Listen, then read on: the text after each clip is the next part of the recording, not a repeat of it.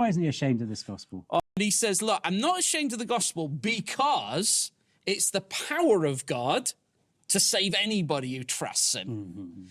And then the next one in verse 17, because in the gospel, the righteousness of God is revealed.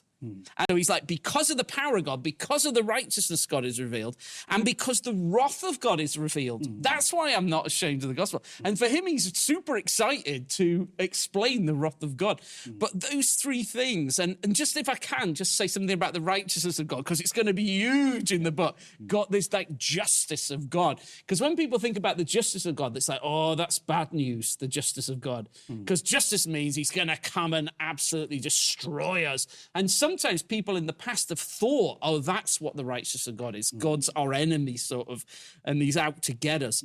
But actually, it's not that. And the righteousness in the Bible, I'll just be super quick. The righteousness, if you study all the verses, it's got three elements to it. Righteousness of God means he has compassion on widows and orphans and people who are damaged by sin. So the first thing almost is, I want to help you.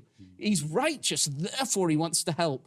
And then secondly, it's that he wants to redeem us from doing bad things. So it's the victims of sin, the doers of sin. I want to redeem you from I don't want you to be sinners.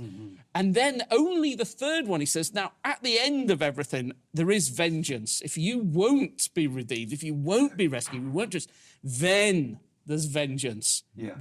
But it's wonderful that when Paul says the righteousness of God, it's like, oh, that's supposed to be like, brilliant. That means help's coming. The righteousness is from God. I noticed in your reading, the righteousness from God. It's a gift.